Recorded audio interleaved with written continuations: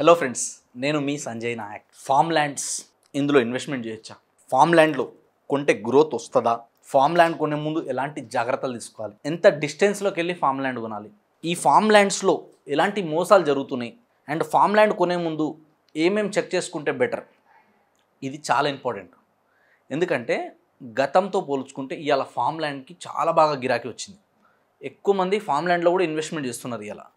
So form lands ఏముంటుందంటే బేసిక్గా ఒక అగ్రికల్చర్ ల్యాండ్ ఉందనుకోండి, దాన్ని ఏం చేస్తారంటే నాలా కన్వర్షన్ చేస్తారు. కొందరు నాలా కన్వర్షన్ కూడా చేయరు. 10 ఎకరాలు 20 ఎకరాలు ఉంటే అందులో వాళ్ళు ఒక లేఅవుట్ డిజైన్ చేస్తారు. అంటే ఈ 10 ఎకరాలు 20 ఎకరాల్లో గుంటల వైజ్గా డివైడ్ చేస్తారు. మినిమం 1 గుంట, 2 గుంటాస్, కొందరు 5 గుంటలు, కొందరు 10 గుంటలు, కొందరు 20 గుంటలు అండ్ ఎబో ఇంకా పోతూనే ఉంటుంది అది. సో ఇక్కడ ఇది కూడా ఏంటంటే మనకి అన్నీ ఎన్ని వస్తున్నాయి, ఎంత రోడ్ పోతుంది, ఎంత పార్క్ ఏరియా పోతుంది, ఇంకా కొంచెం ఏరియా ఏదైతే ఉంటుందో ఆ ఏరియా మొత్తాన్ని ఏం చేస్తారంటే దాంట్లో వచ్చేసి కొంచెం డెవలప్మెంట్ చేస్తారు. లైక్ అందులో ఒక ఫామ్ హౌస్ కావచ్చు, లేదా అందులో ఒక క్లబ్ హౌస్ కావచ్చు, లేదా దాంట్లో ఇంకొన్ని వీళ్ళు కంపెనీ వాళ్ళు ఎవరైతే డెవలపర్స్ ఉన్నారో ఇంకొన్ని సూట్ రూమ్స్ కావచ్చు, కొన్ని కాటేజెస్ కావచ్చు, ఇలాంటి ఏదో ఒకటి కడుతుంటారు దాంట్లో. లేదా ప్లే గ్రౌండ్ ఏరియా కావచ్చు, లేదా థీమ్ పార్క్ లాంటిది కావచ్చు, ఏదో ఒక డెవలప్మెంట్ అనేది ఖచ్చితంగా చేస్తారు. సో ఆ రోడ్ కటింగ్ తర్వాత వచ్చేసి కొన్ని ఎలక్ట్రిసిటీ, కొన్ని వాటర్ డ్రిప్పింగ్ సంబంధించినవి కూడా ఇస్తారు. సో డెవలపర్ని బట్టి, ఏరియాని బట్టి వాళ్ళు ఇచ్చే ఎమ్యూనిటీస్, ఫెసిలిటీస్ మారుతుంటాయి. కొందరు ఫ్రూట్స్ ఇస్తారు, కొందరేమో ఎర్రచందనం మొక్కలు వేసిస్తూ అంటారు, కొందరేమో శ్రీగంధం చెట్లు వేసిస్తూ అంటారు. ఇట్లా ఎవరిది వాళ్ళది డిఫరెన్స్ ఉంటాయి. సో ఇది మనం చూసుకోవాలి. తర్వాత వచ్చేసి ఏంటంటే ఈ ల్యాండ్ అనేది క్లియర్ ఉందా లేదా అన్నది ఒక లీగల్ వెరిఫికేషన్ అనేది కంపల్సరీ చేసుకోవాలి. లీగల్ వెరిఫికేషన్ చేసుకోకుండా దయచేసి కొనొద్దు. మరీ ముఖ్యంగా ఫామ్ ల్యాండ్లో అసలే కొనొద్దు. కాబట్టి ఫామ్ ల్యాండ్ కొంటున్నప్పుడు ఖచ్చితంగా ఒక లీగల్ వెరిఫికేషన్ అనేది తీసుకోవాలి. అండ్ వాళ్ళు ఇచ్చే కమిట్మెంట్స్ ఉంటాయి. ఇన్ని చెట్లు వేసిస్తాము, లేదా ఈ ఈ ఏరియాలో మేము ఒక చిన్న రూమ్ లాగా కడతాము, ఒక టెంపరవరీ హౌస్ పెడతాము, సో దీంట్లో వచ్చేసి మీకు నెల నెల రెంట్లు ఇస్తా అంటారు. సో ఇవన్నీ కూడా ఒకసారి క్రాస్ చెక్ చేసుకోవాలి. రైటింగ్లో ఉన్నాయా లేదా అన్నది చెక్ చేసుకోవాలి. మెయింటెనెన్స్ కూడా మాదే రెస్పాన్సిబిలిటీ అంటారు. ఇవన్నీ కూడా చూసుకోవాలి ఫామ్ ల్యాండ్లో కొనేటప్పుడు. అండ్ ఇంకొకటి ఏంటంటే ఫామ్ ల్యాండ్ కొనేటప్పుడు కూడా ఏంటంటే ప్రైస్ అనేది చాలా ఇంపార్టెంట్ రోల్ ప్లే చేస్తుంది. ఆ ఏరియాలో ఎకరం వాల్యూ ఎంత ఉంది, వీళ్ళు ఇచ్చే ఎమ్యూనిటీస్, ఫెసిలిటీస్ ఎట్లున్నాయి, డెవలపర్ ఎట్లు ఉన్నారు, తర్వాత వచ్చేసి ఏంటంటే ఇక్కడ మనకి ఇప్పుడు ఏం ప్రైస్కి వస్తుంది, నెక్స్ట్ 5 to 10 ఇయర్స్కి ఇది ఏ విధంగా అప్రిషియేషన్ అవుతుంది. గజం తీసుకుంటే ఇలా ఫామ్ ల్యాండ్లో 500 రూపాయల నుంచి గజం మొదలు పెడితే 5,000 ఉంది, 10,000 ఉంది, 15,000 వరకు కూడా ఉంది ఫామ్ ల్యాండ్లో. కాబట్టి ఫామ్ ల్యాండ్ తీసుకునేటప్పుడు ఏంటంటే ఏరియాని బట్టి ప్రైజెస్ అనేది మారుతూ ఉంటుంది. కాబట్టి ఆ ఏరియాకి ఆ ప్రైస్ ఎంత ఉంది, నెక్స్ట్ ఇది ఎంత మల్టిప్లై అవ్వడానికి స్కోప్ ఉందన్న చూసుకోవాలి. అండ్ దీంట్లో ఇంకోటి ఏంటంటే మనకి ఫ్యూచర్లో కట్టుకోవాలంటే ఎలాంటి ఛాలెంజెస్ వస్తాయి, ఏమేమి సర్టిఫికేట్స్ అవసరం, మనం ఏమేమి ప్రొసీజర్ ఉంటుంది అన్నది కూడా ఒకసారి క్లియర్గా తెలుసుకోవాలి. లేకపోతే ఏంటంటే ఫామ్ ల్యాండ్ అనేది మీకు ఫామ్ ల్యాండ్గా వాడడానికి ఏదో రెడీమేడ్గా వేసుకొని చిన్న ఇల్లు లాంటిదో టెంపరరీ హౌస్ పెట్టుకొని ఉండడానికి బాగుంటుంది తప్ప, వీకెండ్స్ ఎంజాయ్ చేయడానికి బాగుంటుంది. కానీ రీసేల్లో ఛాలెంజెస్ వస్తాయి.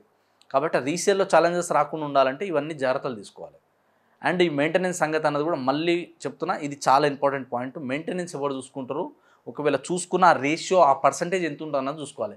మీకు ఇంత ఇస్తాం, మేము ఇంత తీసుకుంటామంటారా, లేకపోతే సంవత్సరానికి మీ దగ్గర ఇంత ఛార్జ్ చేస్తామంటారా. డెవలపర్ని బట్టి, వాళ్ళు ఇచ్చే ఫెసిలిటీస్ని బట్టి, వాళ్ళ టర్మ్స్ అండ్ కండిషన్ ప్రకారం మారుతూ ఉంటుంది. ఇది ఒకసారి చెక్ చేసుకోవాలి. ఆ తర్వాత వచ్చేసి ఏంటంటే దీంట్లో ఇంకొక పెద్ద మిస్టేక్ ఏం చేస్తారు చాలామంది అంటే ఈఎంఐలు పెడతారు.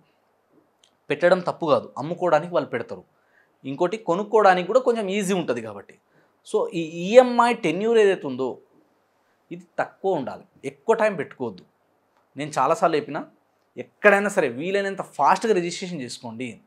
రిజిస్ట్రేషన్ చేసుకున్న తర్వాత రైతు బంధు కానీ, తర్వాత రైతు భరోసా ఏదైతే ఉందో మనకి గవర్నమెంట్ నుంచి వచ్చే ఫండ్స్ వస్తున్నాయా లేదా చూసుకోవాలి. అది గవర్నమెంట్ రికార్డులు అన్నీ క్లియర్గా ఉందా లేదా. మనం గతంలో తీసుకుంటే ధరణి పోర్టల్, ఇప్పుడు వచ్చేసి భూభారతి పోర్టల్ ఉంది, ఇంకా అది మొత్తం కంప్లీట్ అవ్వలేదు. సో దీంట్లో కూడా మీరు అన్నీ చెక్ చేసుకోండి. సో వీళ్ళకి సంబంధించిన అన్ని సర్టిఫికేట్స్ అన్నీ క్లియర్ ఉన్నాయా లేదా, ఈసీ క్లియర్గా ఉందా లేదా, వీళ్ళకి సంబంధించిన ఆర్ఓఆర్ అంతా చెక్ చేసుకోండి. క్లియర్గా ఉంది అనుకుంటేనే ఫర్దర్గా ప్రొసీడ్ అవ్వండి. ఈఎంఐలు కట్టేటప్పుడు కూడా ఏంటంటే ఒకవేళ మీరు 1-2 స్కిప్ చేసినా కూడా ఎలా ఉంటుంది, ఒకవేళ ఇమ్మీడియట్గా పేమెంట్ చేసుకుంటే ఎలా ఉంటుంది, ఈ కండిషన్స్ అనేది చూసుకోండి. లేకపోతే ఏమవుతుందంటే మీకు ఈరోజు ఒక ప్లాట్ ఇస్తా అని చెప్పేసి తర్వాత వచ్చేసి మొత్తం పేమెంట్ అయినాక మీకు అదే ప్లాట్ ఇస్తారన్నది గ్యారంటీ ఉండదు చాలా వరకు. కాబట్టి అదే ప్లాట్ ఇస్తారా లేదా వేరే తీసుకోమని చెప్తారా అన్నది కూడా ఇంపార్టెంట్. తర్వాత వచ్చేసి చెప్పిన డెవలప్మెంట్స్ ఏవైతే ఉన్నాయో, సో చెప్పిన డెవలప్మెంట్స్ ఎప్పటికల్లా కంప్లీట్ చేస్తారు. మీరు ఇచ్చిన కమిట్మెంట్స్ ఏవైతే ఉన్నాయో ఏ టైం కల్లా మీరు కంప్లీట్ చేస్తారు అన్నది కూడా ఒకసారి దాని గురించి కూడా క్లియర్గా మాటలలో వర్డ్స్లో కాకుండా రైటింగ్లో రిటర్న్లో ఉండాలి. కాబట్టి ఆ రైటింగ్లో ఉండే విధంగా చూసుకోండి.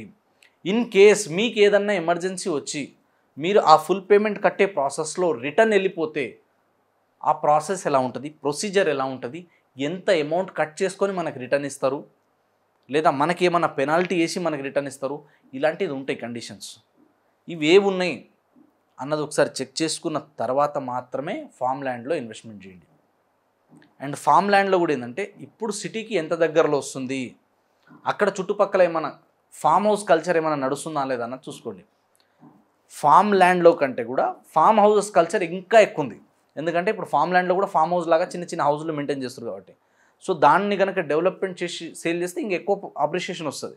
సో అట్లా మనం ఫామ్ ల్యాండ్లో కూడా తీసుకునేటప్పుడు ఇంకొక రిక్వెస్ట్ ఏంటంటే కొంచెం గజాలు ఎక్కువ తీసుకోండి, ఎక్స్టెంట్ ఎక్కువ రావాలి. అంటే మినిమం 5 గుంటలో 10 గుంటలో 20 గుంటలో ల్యాండ్ అనేది ఎంత ఎక్కువ ఉంటే మీకు అంత బెనిఫిట్స్ ఉంటుంది. కాబట్టి కొంచెం ఎక్కువ ల్యాండ్ వచ్చే విధంగా తీసుకోండి. అండ్ ఆ లొకేషన్లో మనం ఆ ప్రైస్ కరెక్ట్గా పెడుతున్నామా లేదా ఎక్కువ తక్కువైందా అన్నది కూడా క్రాస్ చెక్ చేసుకున్న తర్వాత మాత్రమే ఇన్వెస్ట్మెంట్ చేయండి. కాబట్టి ఫామ్ ల్యాండ్ కొనే ముందు ఈఎంఐల పరంగా కావచ్చు, మీరు కట్టే పేమెంట్ పరంగా కావచ్చు, మెయింటెనెన్స్ పరంగా కావచ్చు, ఇవన్నీ చెక్ చేసుకోండి. ఫర్దర్గా మనం ఇల్లు కట్టుకోవాలన్నా దీన్ని ఇంకేదైనా డెవలప్ చేయాలన్నా ఆ లీగల్ ప్రొసీజర్ ఏముంటుంది, వర్క్ కోసం ఎవరెవరు తిరగాలి, ఎక్కడెక్కడ తిరగాలి, ఎంత టైం పడుతుంది, ఇవన్నీ ఒకసారి మీరు క్రాస్ చెక్ చేసుకొని వెరిఫికేషన్ చేసుకున్న తర్వాత అప్పుడు మాత్రమే ఫర్దర్గా స్టెప్ వేయండి. సో ఇంకా ఫామ్ ల్యాండ్లో చాలా ఉన్నాయి pros cons. Due to some protocols నేను కూడా అన్నీ ఆన్ ద కెమెరా చెప్పలేను. కాబట్టి మీరు ఇంకేదైనా విషయాలు డీటెయిల్గా తెలుసుకోవాలి ఫామ్ ల్యాండ్ ఇన్వెస్ట్మెంట్ గురించి, ఫామ్ ల్యాండ్ కల్చర్ గురించి, ఫామ్ ల్యాండ్లో ఎక్కడెక్కడ ఇన్వెస్ట్మెంట్ చేయాలి ఏందన్నది ఇవన్నీ కూడా మీకు డీటెయిల్గా చెప్పగలుగుతాం. ఫుల్ డీటెయిల్స్ కోసం 9502682042 అనే నంబర్ కాల్ చేయండి. Thank you so much. This is Sanjay signing off.